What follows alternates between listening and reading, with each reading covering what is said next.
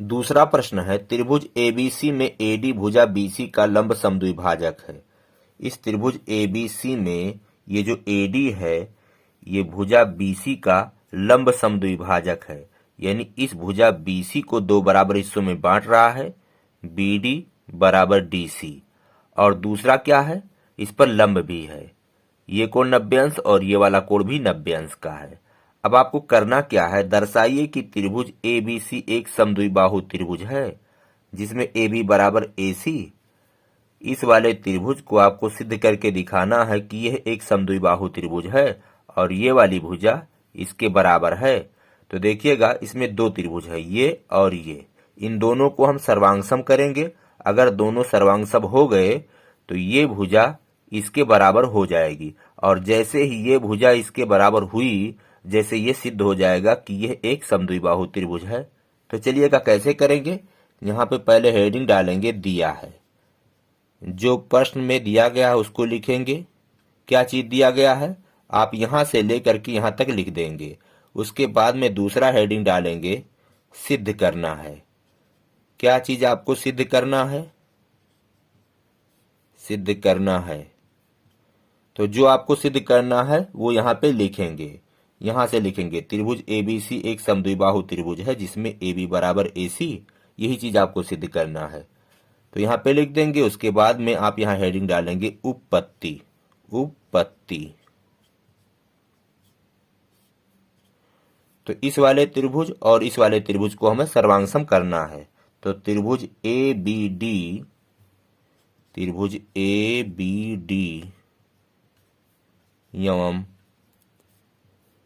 त्रिभुज ACD में,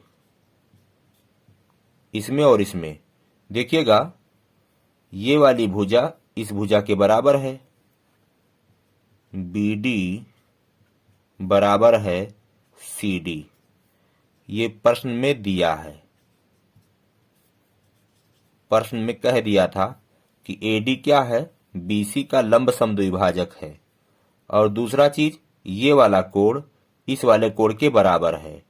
तो इस वाले कोण का नाम है BDA, कोण BDA बराबर है कोण CDA, कोण CDA, और दोनों कितना है 90-90 अंश।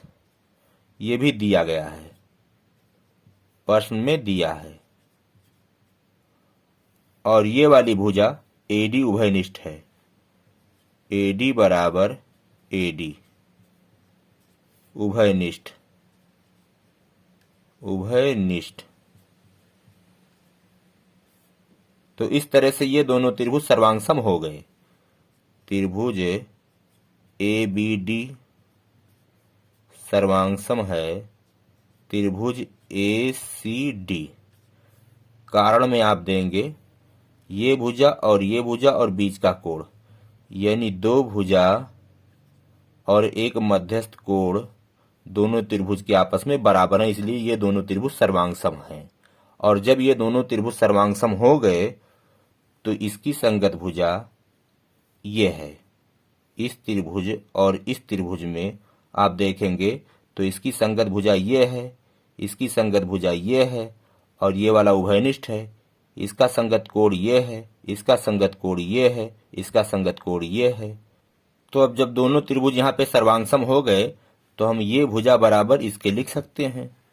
अतः AB बराबर AC, ये भुजा इसके बराबर लिख सकते हैं। यहाँ पे कारण देंगे CP CT सर्वांगसम त्रिभुज के संगत भाग हैं, और अगर ये दोनों भुजाएं बराबर हैं तो इसका मतलब क्या है, यह एक समद्विबाहु त्रिभुज है। इसलिए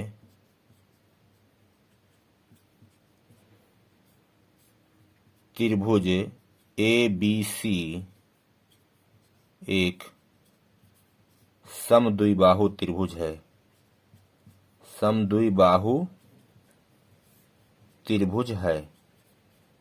और यही हमें सिद्ध करना था कि त्रिभुज ABC एक समद्विबाहु त्रिभुज है जिसमें AB बराबर AC तो ABC एक समद्विबाहु त्रिभुज है जिसमें AB बराबर AC यहाँ पे प्रूव्ड हो चुका है।